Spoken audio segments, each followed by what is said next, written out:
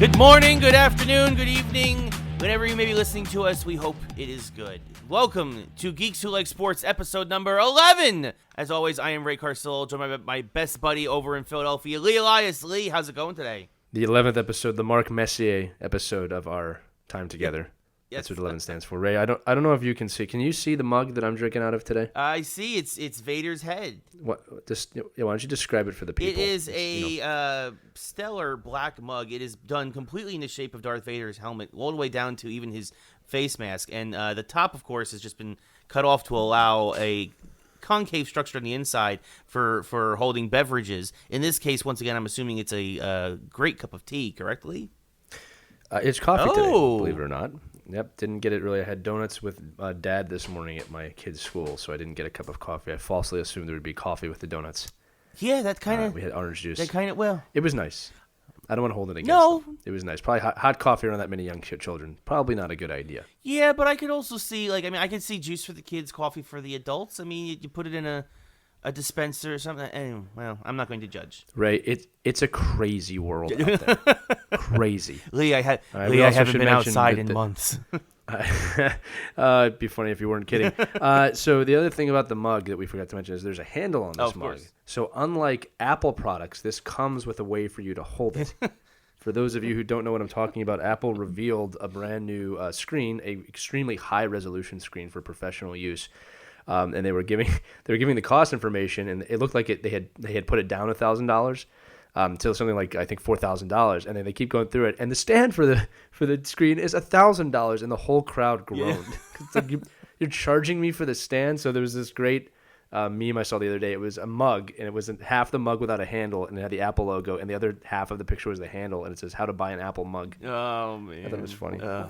That's geek tech news, but I think it's still in the realm of possibility for us. Yeah, no, I think that still falls in our wheelhouse. I enjoy Apple products for the most part, but definitely I think they've been trying to innovate for the sake of innovation, and I think that they've gone probably too far in a lot of aspects.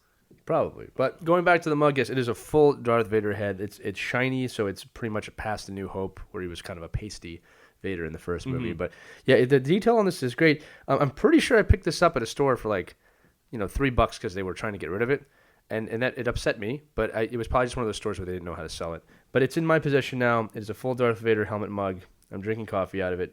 It's a good day. There you go. It is always a good day. As usual, I'm still drinking out of my Grand Theft Auto mug.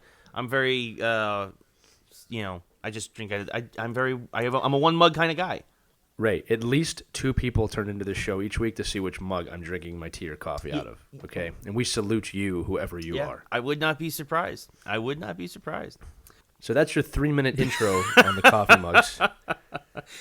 And we'll switch now to real topics that matter. But not really. But they don't really matter in the scheme of life, but they do matter in the scheme of life. Yes, they matter to us. That's our mantra They matter here. to us. So we got a great show. Yeah, that's the Geeks Who Like Sports mantra. They don't matter, but they matter. We'll have T-shirts made. So there you go. we've got a great show for you guys today. We're talking Batman versus Teenage Mutant Ninja Turtles. We're talking more NBA and NHL finals. We're talking, and then we're gonna do for our mashup. We're gonna basically kind of do like a Space Jam kind of thing. What superheroes would you like to see with what sports athletes? So we'll you're not limited to the Monstars and Michael Jordan this time. Yes, you can go anywhere. We'll talk about that in about 30 Yeah, we're not going to talk about LeBron doing Space Jam 2 or any of that. No.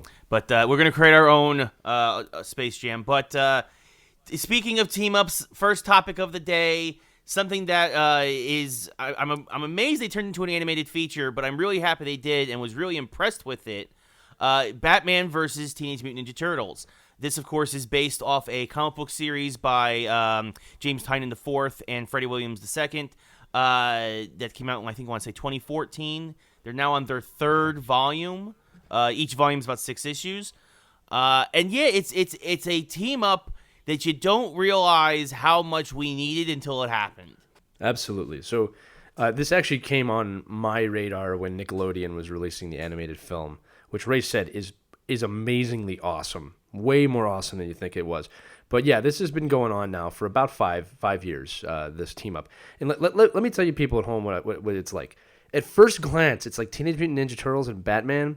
At the very first glance, it's kind of like, Then you start thinking about it, and it becomes an amazing process in your head. Because not only does it completely make sense, it is awesome. It is awesome.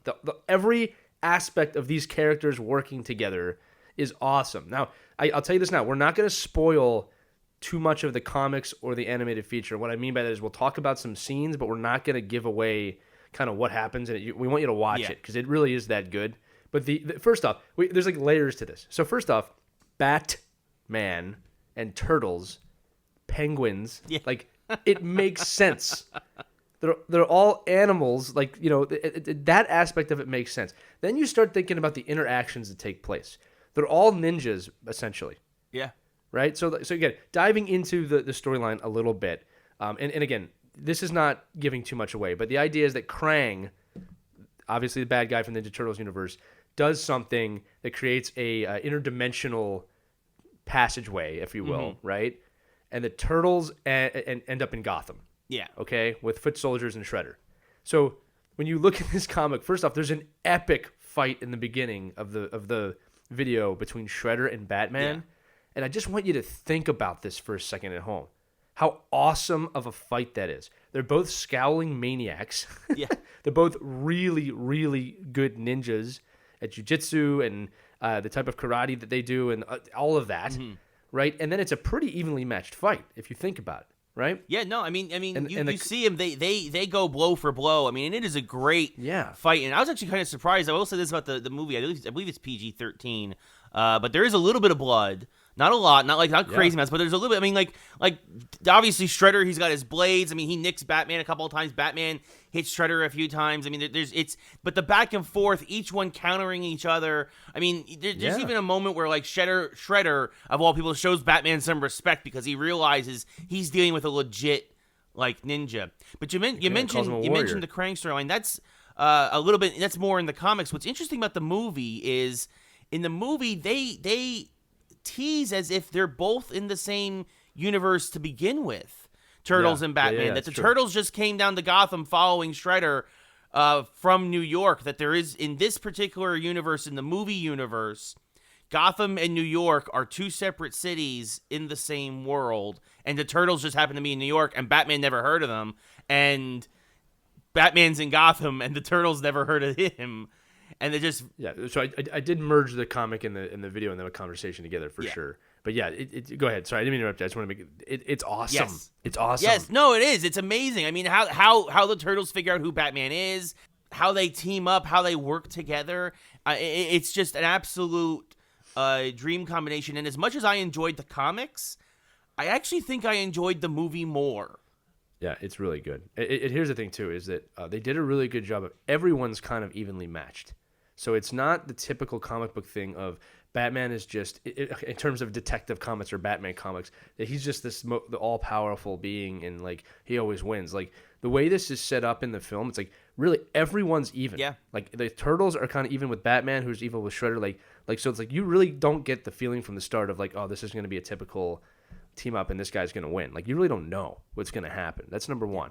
Number two is that the motivation of Shredder completely fits into the Batman story arc, because like there have been people in Batman that have tried to do something similar, right? So it's totally believable of what Shredder's trying to do. Yeah. Right? And then there's other levels to this too that I haven't got into. Like, so there's a great scene between the Penguin and the Turtles. Yes. And what I wasn't sure of at first is because the Batman kind of universe is so dark.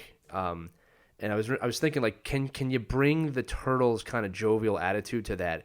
And at first it's like, because there's a lot of corny jokes, especially when you get, to Michelangelo and stuff like that, right? Like, this is going to happen. And it totally works. Yes. I mean, they totally play off the scowlness perfectly, and he plays off their funniness perfectly, because it makes me mind-boggling that we didn't think of this a long time ago. Again, so Batman Detective Comics was 1939. Yeah. Right? The Turtles with Mirage, I think, was 84. 84, yep. Right? Like, so you're talking, these are created in totally different eras. One was created before the war. Yeah. One was created in the 80s.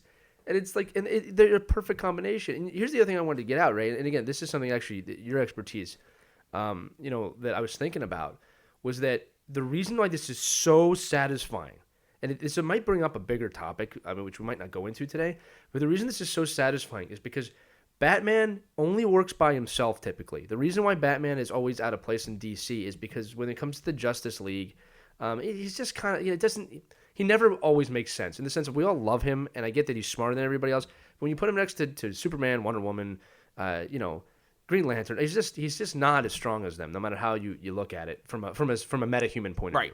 Okay? Because he's just a human being, right? And this team up is really the first time that I remember, like, it's an even playing field. It's like I don't have to worry about that, or there's no I don't have to disconnect my belief of like, oh great, yeah, he's the smartest guy, he's a super detective, and he's hanging out with Superman, which has never been realistic. Right. We just all accept it.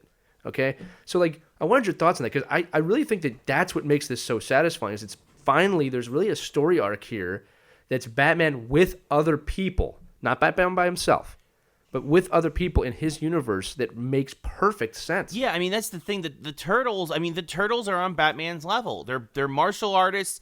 Yeah, they're not super strong, but they're strong, fit martial artists on the level of Batman. I mean, there's also some great scenes where like Batman and Leonardo spar, and like he's teaching him moves, and Leonardo's teaching Batman, and like there's this back and forth between them where it's like.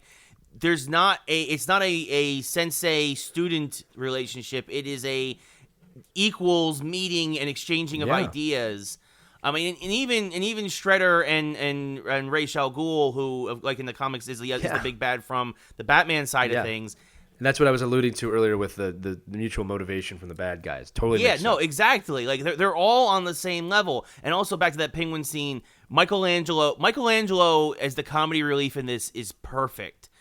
He's like awesome. Him freaking out. He's like, Gotham's amazing. The dude has a gumbrella. He has a gun. Yeah. There's a sword in it too.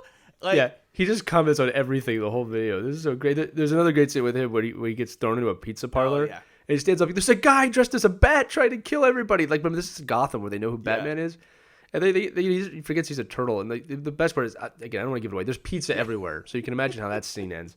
But it's just really, really well done. I'm blown away. You know what? We got to give credit to the writers of that. Yeah. It was perfectly written. Perfectly written. And also, they took something, they adapted the comic, right? It's not a recreation of the comic, which is something that DC's been doing a lot of with a lot of their videos where they do like try to do a one-to-one.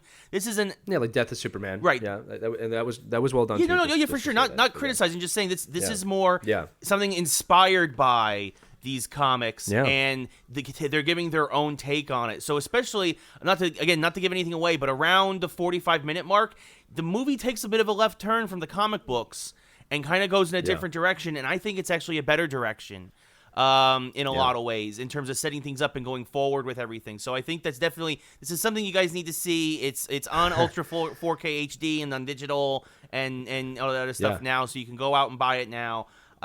We should mention real quick, right? It wasn't a Game of Thrones turn. It wasn't like that. It was done by competent writers. Who understand the source material and wanted to just go in a different direction. I feel like we needed to say that if you've been listening to this show for the last 3 weeks.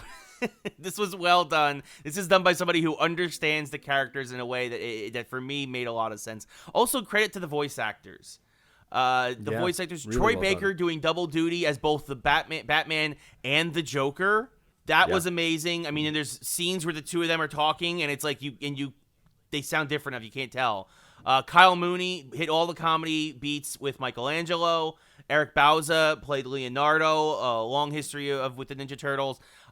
So everybody, Rachel Bloom as Batgirl was tremendous. Just a tremendous voice cast all around. Yeah, we should mention Batgirl and Robin are pretty prominent. Plenty of villains from both sides. A lot of foot soldiers. Like everyone you want to see is in this. Well, most people that you want to see are in this film.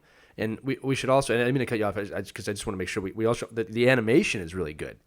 That's another part of it. So Batman in this is in a more traditional Batman garb from the 90s, which I thought was pretty cool. It's got more blue to it, which I really appreciated. It's got it has kind of a Neil Adams feel almost in some ways. So even going back further than the 90s from the comics, it's kind of like almost like a Norm Brayfogle or a like I said, Neil Adams, that blue, the way the blue is in the cape and the way the cape moves and whatnot. It's not that crazy. The Brayfogle was known for having the big Batman cape, but like it's definitely got that, which this one doesn't have, but it's still got the vibe of those guys. So yeah, it's just not an all black leather bodyguard setter. Yes. It's just he's not the darkest Batman, and which I was okay with. And I think and again makes sense with really this kind of a mashup. Exactly.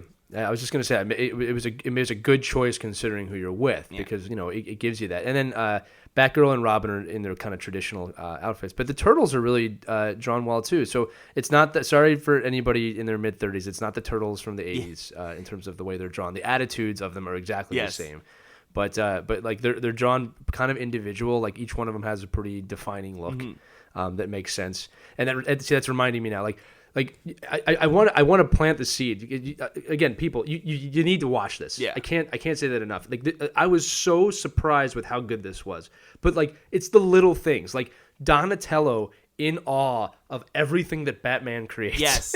Like the Batmobile and the cave. Like he's just completely in awe. And then Raphael, just like he completely would. Not accepting of Batman whatsoever. I know there's a whether you're doing the comic or the video, there's a scene where he's like, you don't know any real pain, and obviously they have to come to terms on that together. About what Batman has been through. Yeah. And then Leonardo as the leader, you talked about this, but with him training, and then Michelangelo just being who he is. It's just so good. It's just so real. Again, if you want a pleasant surprise, if you want to watch something that you're going to feel really good about watching, it from an animated feature, grown up kind of, not children, but it's awesome to do kind of point of view.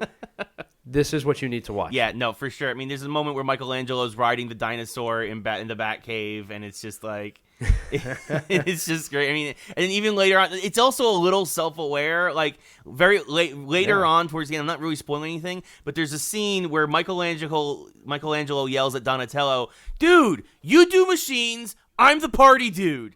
Like, and it's just like, of course, from the '80s theme song, and it's just like, like it's very smartly written. It's very well done. I cannot emphasize enough how, like Lee said, this was a pleasant surprise because I mean the comics themselves are good, but you never know how when you're adapting something or inspired something how it's going to go, and this one knocked it out of the park. It totally makes sense too. I want to go back to what it's originally. It just the more you think about this, like the more you meditate on this idea of this mashup, it totally makes sense. It makes you almost upset that it hasn't been happening the last 40 years. Yeah, you know what I mean? It's incredible. So yeah, Ninja Turtles. The other funny thing about it, I gotta say this, and Ray, this will make you laugh. Another reason this was so satisfying. So it's called Teenage Mutant Ninja Turtles versus Batman, or the other way around, but whatever it is, it's Batman versus the Teenage Mutant Ninja Turtles, right? So unlike other Batman versus other superhero movies that may have come out in the last 10 years, they actually get to the point a lot quicker. Yes. And Martha's name is not really a factor in it. Right? So whereas Batman versus Superman took 95% of the film to get to the part where they team up, which everyone knew was going to happen. You weren't hiding anything there. This video starts similarly where no one knows who they can trust. So there's a lot of versus stuff, but very quickly we get to the point of, oh, we should work together, which everyone knew that was going to happen in this too. They have their fight over a misunderstanding early on. Yes. Get over it, and by the 20 or 30 minute mark, you're already like, cool, we're teaming up now for the last hour of this movie. Yeah, I promise you at home, there's no scene where Michelangelo's like, yo, bro, who's Martha? And then Batman's like, why did you say that name? It just doesn't happen. In fact, thinking about it now, that is just as bad as Batman versus Superman was the way I did that. Okay? But yeah, no, it's just, it times right. I also do want to mention, Ray, that this is also, and again, I don't know if the writers are similar. You said that it's a little bit self-aware. And I've noticed that some DC animated films are starting to do that. So The Death of Superman, we'll talk about it in another episode. It's another animated feature. It's a two-parter that you should watch that really does kind of follow the comic books, or as you said, adapted by the comic books for a modern audience. And that video is extremely self-aware. That film is very self-aware of there's a lot of one-liners in that kind of allude back to the original Christopher Reeves movies and and bad things that have happened. So I'm really enjoying that. I almost want to thank Deadpool for making that a possibility, because I don't think people understood that the audience can get that kind of sarcasm till that movie came out. But that's another universe. We'll talk about him later. He seems to make an appearance in every episode, which is exactly what Deadpool would do. But anyway, again, just closing this out, listeners, listen, if this is your first episode, if this is your 11th episode or somewhere in the middle, go find Batman versus Teenage Mutant Ninja Turtles. I promise you, Ray promises you, this is worth watching. It is a fun hour. Yeah. You'll want to make time for it. And I don't have time to watch a lot of things, and neither does Ray. I'm glad we watched it. Took me like, when I first watched it, took me like over the course of, it was an hour, it's an hour and a half, folks. It took me like over the course of 5 hours, because I had to keep pausing it, go do something else, come back, watch 20 minutes, go back, do something else. It's perfect for that, though, not the ideal way to watch it, but it was still great.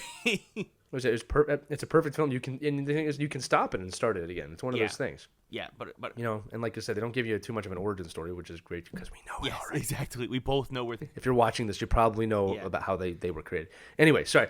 We're going to keep saying the same thing over here. Check it out. Let us know what you think. Obviously, email us at geekswholiksports@gmail.com. We'll put a post up on the Facebook page at some point about this.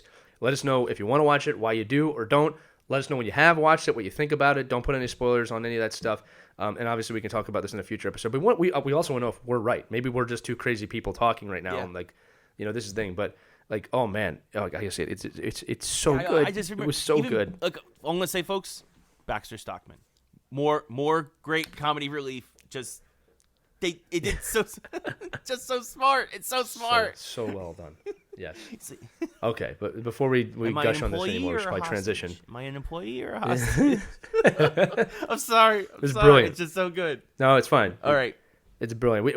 We didn't give away the best parts. I want you to know that. This wasn't like a trailer where we show you all the best parts of the film. No, the best parts are yet to come. Watch it. Trust me, there is a lot more still to talk about with this movie that we will not talk about and not spoil for you guys. They should pay us for promoting this so hard. We should call Nickelodeon.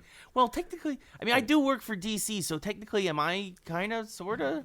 Again, also, folks, we're not doing this because I work for DC. I should just say it's like we legitimately wanted to talk about this because it is really fun. Oh, man, yeah. We were talking last week about talking about it. Speaking of DC, they got eliminated in the first round of the NHL playoffs. Yes, that's right. There is no DC represented at all in either of the sports finals this year. I give that a 3 out of 10 on the transition. It's okay. We're not. They all can't be pearls, folks. They all can't be pearls. No. But no.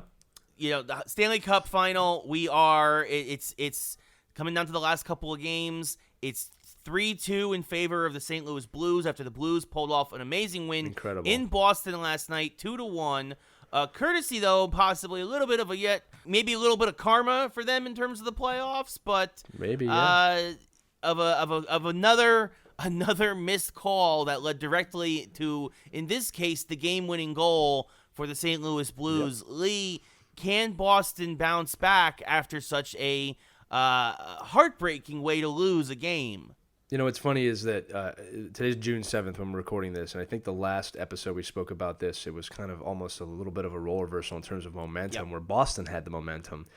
This is one of the things I just want to say. First off, to answer your question, of course they can. Of course they can. That's the whole point. I would love to see this series go 7 games. It deserves it. But this is what I love about hockey so much. This is what I love about the Cup final. And I did say this last week that, one team has the momentum, and it doesn't mean anything. There have been points in this series where you look at Boston against St. Louis, and you're like, man, Boston's just going to win this thing. St. Louis just doesn't look like they're up to par. And here's St. Louis 1 game away at home from winning the Stanley Cup. And now the momentum and the odds, if you will, which mean nothing, but the odds are in their favor to win it now. The next game is in St. Louis, and the last I mean, we were talking about this. This was after the last time we talked about this. It was 2-1 favor of Boston after they scored. What was it 7-2 was the score or something? Yeah, it's a stupid score. Like, it wasn't even close. But we did say that, like, the score means nothing, right? It's just a loss in the playoff round. And what I love here is that. And I do want to talk about the officiating a little bit, but I just love the tenacity, the perseverance, and the grit of both of these teams. You got to love, and again, Ray and I are not Boston or St. Louis fans. We should say that. I admit I'm very anti-Boston, but for sure. But when it comes to the Bruins, like there's a mutual respect here for both teams. I think, all right, in terms of like they deserve to be there. They both have great storylines. But when I look at it, what I love about this is both teams have had times where it looks like something's wrong or they're out. They bounce back. Both teams have had a hard physical run now. I mean, they are killing each other out there. All right. Obviously, the big injury news right now is Zdeno Chara broke his frickin' jaw in Game 4. Broke his jaw and suits up and played last night.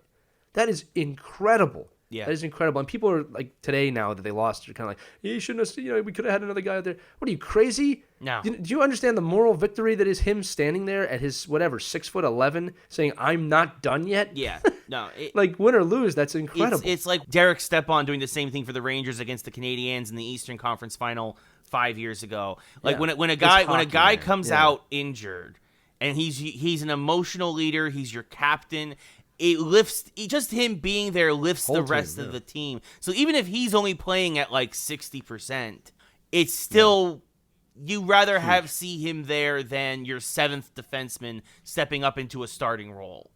Yeah. And, it's funny. We talked about this on another channel that I'm on called We Live Hockey, and we asked our audience about, which is a hockey channel, obviously. We asked them, what is, the value of a captain to a team? Yeah.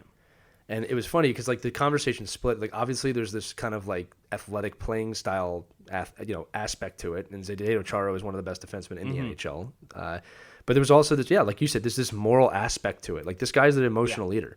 And as long as he's around. But just to give you guys an idea of what a broken jaw looks like, because I'm going to say it, there's no other sport that has the guts that hockey does with this stuff. His jaw is wired shut. He cannot speak. Okay? So he had a press conference. He had to write his answers out by hand. Like, this is the level he's at right now. Baseball players have a cuticle problem. They're out. Yeah. Okay? It's a different sport. Okay? Like, I don't like to call baseball players wimps all the time because they're pretty tough, too. Okay? And baseball is a sport where, like, look, especially if you're a pitcher, like, an injury like that could be the end of your career if you're not smart about it. I get that. Okay? I do. All right? I don't get it if you're playing in the World Series, and there's plenty of stories of guys in the World Series. I won't bring up the obvious one, Ray, but there's plenty of stories in the World Series of guys playing through pain or through blood or something like that.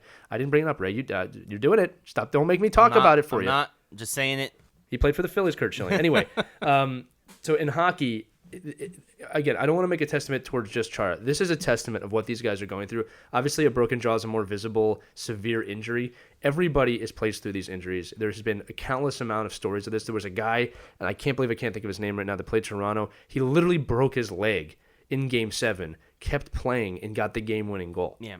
All right? And it wasn't like, he broke his leg, and he kept playing. Yeah. Like, that is what hockey players do. It's Rich Peverly, right? He had a heart attack in the first period, and they revived him, and he's like, can I go back out for the third? And they're like, no, you had a heart attack. Yeah. So again, his heart stopped. All right. They revived him. He died on the ice. They revived him, and the first thing out of his mouth was, how do I get back in the game? All right. Now, God bless him. He never played again for obvious reasons after that. But, like, that was his thought. That's what the way these guys are. Both teams are killing each other out there. All right. And I just want to tip my helmet to Zdeno Chara and every NHL player that plays through pain, because that is just everything that sport stands for. You can't see me right now. I used to have a straight nose. It's been broken so many times. Never missed a shift. That's not a broken jaw. Now, the other thing I want to talk about, though, in the Cup final, before we get to the NBA, is the officiating. And I'll preface this right away, that I'm a coach. You know that, Ray. I'm involved in sports. My number one rule, and this is still true with what I'm about to say, is the accountability to win these things on the players. Bad calls happen. Bad moments happen. Bad bounces happen. Breaks happen. You have to deal with them and win. And there's no excuse. Now, with that said, this has been the worst officiating year, or I should say maybe the most unfortunate officiating year. I don't want to put it all on. I have ever seen in hockey. There have been so many calls that have been missed, and they're most likely being missed because they're trying to maintain a certain flow to the game. But it just seems like every time they make a bad call this year, something happens in the game that's determining the game. It leads to usually the game-winning goal. Yeah, so this started in the first round when the Sharks were playing against Vegas, and they gave Vegas a 5-minute major, and the Sharks ended up scoring 4 goals in 5 minutes. Yeah. All right, so people like to blame the refs for that. Now, as a coach, I'm like, okay, you shouldn't give up 4 goals in 5 minutes ever. That's on you guys, okay? But the call kind of led to that happening. It should not have been a 5-minute major. Yeah, and the NHL and even the Sharks came out and said that. Yeah. Okay, so that was the first one. Okay, and that was Game 7, and the Sharks won the game and they won the series. So The call led to action that won it. But again, that's not one where I blame the refs. Okay, in the second round, there was an issue with the Avalanche, and there was a goal scored that shouldn't have been scored. In the third round, there was a kicked-in puck that shouldn't have counted for the Sharks. I mean, it was just left and right. The Blues ended up coming back and winning that. That's what I'm talking about with adversity. Yep. And then last night, and believe it or not, there's actually 3 things that happened last night. But last night, the big one is that in the last 10 minutes of the game, I think it was the last 10 minutes. A player on the Boston was just clearly upended. Yeah. Okay, clearly. And it's a trip. It's a trip. Even the player that did it gave the ref the come on look. Yeah. before he realized he's not calling anything. Okay. And then the Blues ended up scoring. I think there was 6 minutes left at the time, something like that. And it ended up being the game-winning goal. Now, again, this goes back to my accountability issue. Is Boston, you got to get another goal. Okay, that's the way the game goes. The other thing too is the Boston player that was tripped probably milked it a little bit. Yeah, maybe stayed down on the ice a little longer. Yeah, which basically took him out of the play. Yeah, he did hit his head. Yeah, his head was really hurt. I'm not there. I'm not him. Maybe he was as hurt as it was, but it took him out of the play. The Blues ended up scoring the game-winning goal. It's a problem. Yeah. All right. Now, the reason I said that this is one of 3 incidents is the Blues also hit 2 Bruins players pretty heavily in the head, which is also a penalty throughout the game. So, again, I'm an outsider. If you're a Bruins fan, you're obviously pissed off right now, and I get it. Okay, but as an outsider fan, I'm not dedicated to either team. Both teams are trading blows like that. This one just was super visible and led to the game-winning goal. It's unfortunate. And that's what I'm saying. I'm not blaming the refs. It's unfortunate. And now, here's the thing. You have a Game 6. You have the ability to go to their building and win in their building and bring it back to Boston and win the Cup there. That's what the Cup Final is about. Yeah. Okay? It's a 7-game series for a reason, right? Thank goodness this isn't the Super Bowl where a missed pass interference call is going to lead you to lose. Yeah. I'm sorry, football, I should say. That wasn't the Super Bowl. It led to a team going to the Super Bowl. Okay? But that's the deal. Over a 7-game series, even if the officiating is trash, it's consistent trash, and you consistently have to be the better team to win the Cup. So I just want to say that, unfortunate calls. It's the worst year of officiating I've seen. It has led to more big goals and more big moments that have turned a series. I don't blame them at the end of the day. The onus is on the players, but it is unfortunate to watch. Yeah, no, I mean, like you said, if Boston wins Game 6, and again, going back to what we were talking about momentum before, momentum only goes as far as the next game. If Boston wins Game 6, and then suddenly all the momentum's back for them, going back to Boston for Game 7. So, it's going to be interesting. You don't want to say, obviously the Blues deserve to be there. The Blues are playing a hell of a series outside of this. But I'm sure a lot of folks are going to point to this and kind of use it as an excuse, and they really shouldn't, I think, either, if the Blues do win. Yeah, we should also talk about real quick, and these are the things that don't get talked about when things like this happen, is that Zdeno Chara played in this game. We said this. He dressed up. The Boston Bruins, the first 10 minutes of that game, were unbelievable. I've never seen them play with such determination. The Blues weathered the storm. Yeah. Bennington and the Blues weathered the storm. So if I'm a coach, it's you know what? We didn't get lucky there in scoring 2 or 3 goals because that's how good they were playing. They could have scored 2 or 3 goals. And you know what? They trailed off. So when you look at the game as a whole, it's always fun to point at that one play at the end of the game. The Bruins had plenty of chances to win this game, okay? The Blues stood on their head. Bennington, a rookie goaltender, stood on his head. You got to give him, and so did Rask. It was a 1-goal game. Not like they won 5-0. Yeah, no, and that's the thing. We've talked about this a lot before too, Lee, off the air. Sometimes sometimes you just can't beat a goalie. And Bennington played a hell of a game, and we've seen goalies steal games. We've seen goalies steal series before. Yeah. And this goes back to what I was talking about last week, where possibly Bennington getting pulled from Game 3 was the best thing that could have happened to him going forward, because it allowed him to clear his head, allowed him to kind of shake it off, and just kind of come out. And he's played amazing the last 2 games. And to your point, Boston outshot St. Louis in the game almost by a 2-to-1 ratio. It was almost it was like 40 shots to 20 at one point almost. I remember looking at it after St. Louis had scored the second goal. I looked at it and was like, wow. Boston has 35 shots on net. They've scored 1 goal. That was only St. Louis's 20th shot when they got the second goal. So I'm not sure what the final was, but clearly Boston was peppering the net, and Bennington came up with save after save after save after save. And so sometimes it just ain't your night. Yeah, but this is also why it's a great series. And like I said, we talked about this in the last episode. We asked the bounce back ability of Bennington. They just won 2 games in a row. This is a great series. This is becoming a really good cup final. It's super physical. The hockey play is really good. The coaching matchup is really good. The goaltending matchup is really good. You really can't ask for much more than this. Yeah. And I'm enjoying it. And so now here's the deal. The next episode, both games 6 and 7 will have a lap. So we'll have a cup champion in our next episode. The question is, will we also have an NBA champion? Yeah, that is a good question, Lee. And something about this series is that Toronto, amazingly, both our predictions are out the window now. Toronto has won the first two of the first 3, and are up 2-1 in the series. Yeah. They went into Golden State. They went into Oakland, I should say. Won Game 3, and they, by a surprise, they are surprisingly ahead in the series. They were heavy underdogs. But also going back to a little bit in the previous conversation talking about injuries. The injury bug has plagued the Golden State Warriors possibly at the worst time, and now also again. I like to also, like you, not rag on, but talk about baseball players. I also talk about basketball players sometimes being a little, crybaby-ish. They get a broken nose, they get a jammed thumb, and suddenly they're out for a week. But the Warriors, Klay Thompson is out with a hamstring injury. Kevin Durant is still day-to-day. They're two of their biggest shooters and players, and in basketball in particular, if you lose your best player or you lose your 2 best players, that can, in hockey and baseball and football, you can get by with that. In basketball, it's a lot harder. The individual in basketball is worth a lot more to a team than in the other sports because it's only 5 guys on the court at a time. 100%. So for them to be down 40% of their starting lineup is that's it. It's 40% of their starting lineup is out. It's massive. Yeah, it's massive. So. Yeah, and they've won 40% of the games. Yeah, exactly. So it not to put an asterisk next to what Toronto's doing because they're still coming out making shots, playing great defense and whatnot. But it is something that's interesting is that I wonder if Golden State was 100%, how this series would be going. But they're not. Well, and it's on those players now to get back in their lineup and to suck it up and play. And I'm not saying that in a way of they're not doing that right now, right? Because the series isn't over. But Durant's got to get back in that lineup. It makes a huge X factor.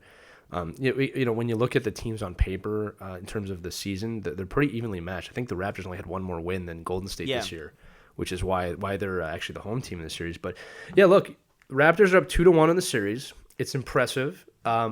It's not what I expected. They proved my thought process wrong, which I actually always love. I always love that when I think something's going to happen and it doesn't in sports. Actually, it's cool. You know what I mean? The other thing, too, is, and there's a little bit of a side note, but this is kind of like part of the Geeks with sports attituders, that fan base and kind of the nation. Yeah. I mean, everyone's kind of like, we're the North.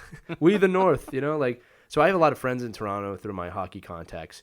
And it is pandemonium up there. They are going. It's a basketball city right now, and I'm trying to think of an equivalent of that in the U.S. Like Toronto's not. It's a hockey city. Okay? The Maple Leafs are the Yankees of Canada. Okay, and it's a basketball city right now. Right? They are going nuts. They're starved for a championship. And the funny thing is, most of America outside California, probably Oregon and Washington State, are rooting for the Raptors. Yeah. And it's fun to watch. I mean, and the memes are unbelievable, like just with Jurassic Park stuff. And it's a fun. Yeah, I gotta say this side. It is such a fun time for a geek to be alive. Like this stuff's unheard of. Like nobody would have done that years ago. And we're just seeing so many nerd things now. But yeah, look, it's fun to watch. It's becoming a fun series. I mean, I'm from Philadelphia, so I'm a little bit upset that the Sixers couldn't get past Toronto. But now I'm seeing why.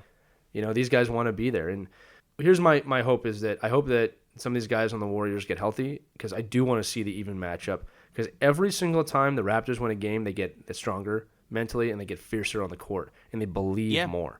And if you give a team like that belief, and here's the thing, the NBA final is such a, I'm sorry, they say finals and then the NHL says final, so I will respect that. But the NBA finals, because apparently there's multiple finals.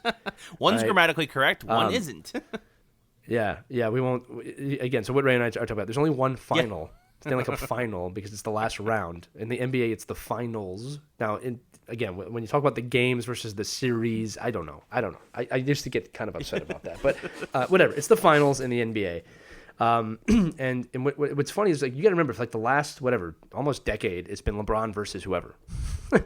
And it's not uncommon that the series kind of goes quickly. And we've had a few cool Game 7s, with the Warriors versus versus Cleveland. But I thought this series was going to be lopsided, and it's not. And I like it. And I said that this has the potential to go 7 because I don't think the Warriors are going to lay down and die here. All right, I think they're gonna trade back and forth. But here's the big question. All right, and this is what's funny. When Golden State started winning championships, everybody was kind of for it, right? It was kind of like the anti-LeBron shame, like this is fun. Now they're becoming a dynasty. Now we're starting to see I don't want them to win again. Give Toronto a chance. Give another team a chance. So it's like you're starting to see that turn. This happened to the Patriots. Yeah, unless you're a fan of that team, even with the Yankees in the late '90s, you hate seeing unless you're a fan of that team, you hate dynasties. Yeah, that's a question I want to pose to you at home. Like, were you a big fan of the Warriors 5 years ago, and now are you like, okay, I've had enough? And if so, why? Do you want Toronto to win? Here's the nice thing about Toronto winning. This is why everybody loves Toronto. And I'll make a joke here. Everybody loves Toronto because they know they're going to be really polite about it, whether they win or lose.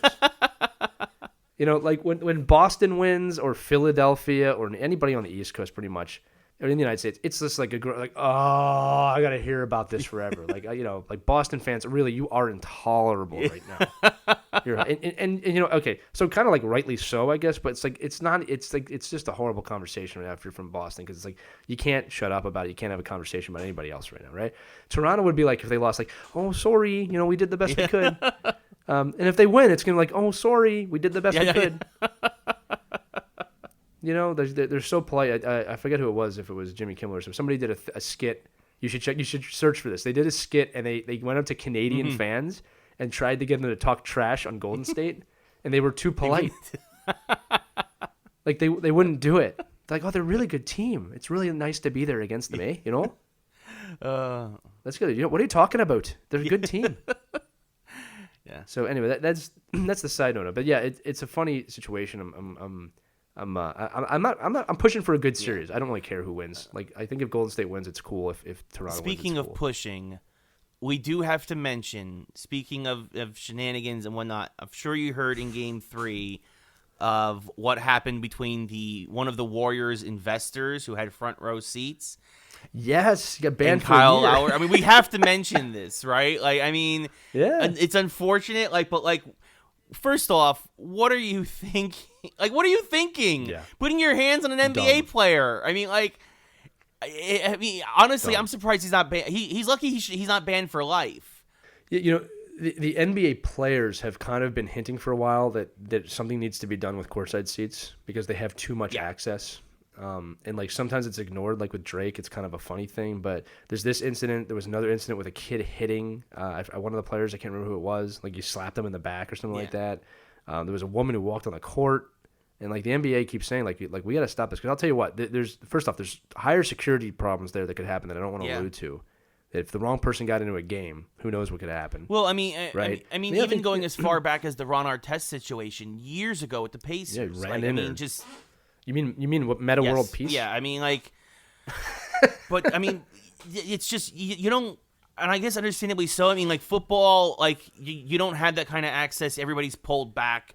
Everybody's like in baseball, there's the netting usually around the field, and baseball fans, even when the walls, like, there's not a lot. Sometimes you'll interfere with a foul ball or something, but you'll never really see too much. Yeah, you don't have the access. Hockey, obviously, right, you have the glass, so you don't have this access, like you said, where literally the crowd is right on top of the court, like literally right on up into like right next to the benches, right there. It's just, so what do you do? I mean, I've heard people say you build stands, you build stanchions, like.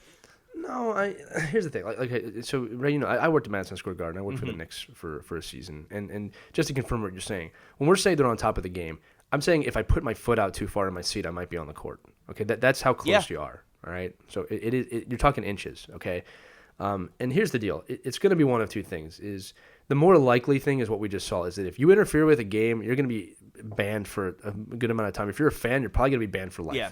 Right. So if people know, okay, if I mess up here, I'm gone forever. That's the first step. Okay, so just stricter things of don't touch an NBA player. You will be kicked out. I don't care if you're Drake or you're just some rich person sitting in the crowd, because those seats aren't cheap. Yeah. All right. And the next level is just a low level barrier of some sort. Like, I'm thinking actually just kind of like padded foam or something like that. but just something that's like clearly like separates you from there. You're never, ever, ever, ever, ever going to get rid of those seats. It's too valuable to the teams. And I get that. Okay. And like the celebrity side of it, like I just can't see Jack Nicholson not being in a Lakers game. All right. So you're never going to get rid of it. But yeah, stricter, you touch anybody, you cross this line, you cross onto the court, you're out for a long time. And you might be fined $15,000. You know, that'll probably stop people from doing it. Yeah. No, I mean, that's definitely a way to keep people under control. Like, I mean, it's just sad that we've gotten to a point where people can't control themselves. Like, no.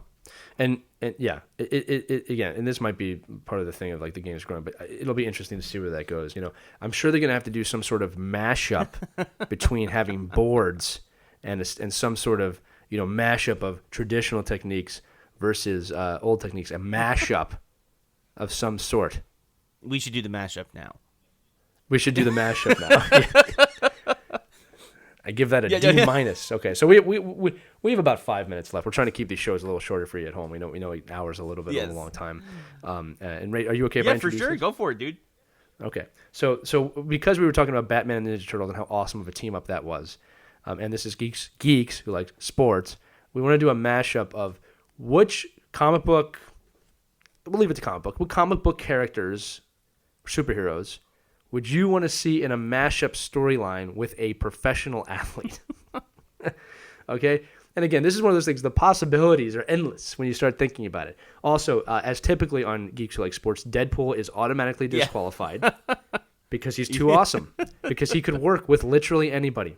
Anybody in the history of sports, Deadpool is perfect with. So he's disqualified for once again being the perfect comic book character. Yeah. He really is. He can go perfectly into any situation because of his fourth wall breaking powers. So yes. So once again, Deadpool, you are disqualified, which I think he would respect actually if he was here. But Ray, why don't you go first? So we could just riff here, just because there's so many of them. Okay, and you can't use the Pro Stars at all because that already existed, or Space Jam as we said at the So the one that came to mind for me obviously was a guy who fancied himself as Superman when he played was Shaq and Superman. And I think what's also great about this is that first off, that matchup would be tremendous. They're both larger than life figures. But then you could have Shaq pull out his old costume from Steel and he could put that on. And because Steel and Superman work a lot together in the comics because they're both from Metropolis. Well, Ray, you went to another level there. You took that to another level that proves why this show needs to exist. Okay. Here's one for you. Black Mamba and Black Panther. Yeah, there you go. Yeah. Right? Kobe and Black Panther work perfectly together. They wouldn't get along. They would disagree a lot. But, you know, Kobe has a lot more personality than Captain America. Yeah, no, for sure. I mean, the thing is that the two of them would still find a way to come together and win a championship. That's what would happen. And these are superheroes now. Like, I'm thinking, too, like, the modern edition of Ty Cobb, who is a villain. Although we've talked about this before, now there's some things that say that he might not have been such a bad guy. The press might have turned him into a bad guy. Right, but Ty Cobb, the press version of him, I could see him with the Penguin. Oh, all right. You know what I mean? Like, nah. You know, I could see that. Just use your spikes, hit the guy. I mean, again, Babe Ruth with the Blob. I mean, that's just not fun phonetics. But I could see Babe Ruth. Speaking of villains. The Black Sox scandal, the 1919 Chicago White Sox that cheated. Right. Black Mask, Black Sox, Black Mask. It goes together. They're all kind of working for a mob and gangsters and all this other stuff, and like worrying about the book, cooking the books, and all this other stuff. There you go. I love it when a plan comes together. Right now, check this one out. Here's a thinking outside the box on this one. You ready? Imagine this scenario: Roger Goodell, Gary Bettman, Kingpin. Yeah. Right? He could fit at that table. Is it bad that we've gotten more sports villains than we have? No, I think that's pretty much us. To be honest with you, the superheroes are kind of easy. There's so many guys who could be a hero that like it's interesting that the villains stand out. So like I like that. I like Kingpin would be the commissioner of the NFL or the NHL. Yeah. The anti-villain league. There's a comic reference. Yeah. There's a lot of things there, yeah. Too, and I can think like Zdeno Chara, there's Jaws wired shut now. There's something there too. I haven't thought of it yet. Well, maybe Jaws from like a little bit outside of comics from James Bond or something. Or hey, and the refs could be Daredevil because they're all blind. Yep, they're blind. Yeah, they're blind. They that's the best one yet. The NHL refs and Daredevil, but Daredevil does a better job. He does because he actually can, through his radar sense, could actually see the puck and see everything going on. Refs, stay out of Hell's Kitchen. Who would the Punisher go with? That's a good one. You know what? It'd probably be someone in like what's it called? You know, the Ultimate Fighting stuff, UFC. Yeah, I can see that. Conor McGregor and Daredevil. I mean, in Punisher. Or man, I wish I could do that accent right now. Or Punisher and like Tanya Harding or something. Oh my god, that would be really bad. I don't think I'd watch. No, that would be terrible. Why? Why? What'd you do? It was a crowbar. Try this. Here, kill him with this. Again, this is one of these things. Like, if we really got going, we could probably do a whole nother episode on this. Right? I'm just my brain is going crazy right now. I'm trying. What sport didn't we do? We didn't do football. Oh, I mean, Gronk and Hulk. There's an obvious one. Yeah, we've talked about that before on the show. No, but Hulk like a raging fire, Gronk like tiny fire. Gronk mad, Hulk mad. Oh, Did Hulk and Gronk just become best friends? Hulk Gronk. I don't know if we're gonna top that one. That is. I mean, I'm actually seeing a comic book cover in my head with them both blasting through a wall together at the same time. Hulk and Gronk. Well, okay, obviously, this is something that could go on for a while, and we don't have enough time. So email us at geekswholiksports@gmail.com, or just check us out on the Facebook page as Geeks Who Like Sports. Obviously, if you're listening to this on something, SoundCloud or Apple, but just know that we're on the other one and that the support really helps. But who do you think would be the best athlete, comic book, hero, or villain mashup? Who would it be? I'm trying to think of someone for Shazam now or Black Adam. Oh, man, there's so many of them. We could go down this rabbit hole for a while, just but endless. I think that's pretty good. We've kept it under an hour. We got back under an hour. We're not quite as low as we wanted to go, but we're getting closer. That's close enough. I'll take it. This was really fun, Ray. It's always episode 11 in the books. So again, geekswholikesports@gmail.com. Geeks Who Like Sports on SoundCloud. Geeks Who Like Sports on iTunes. For Lee, I'm Ray. This has been episode 11. We will see you next week. Go watch Ninja Turtles versus Batman.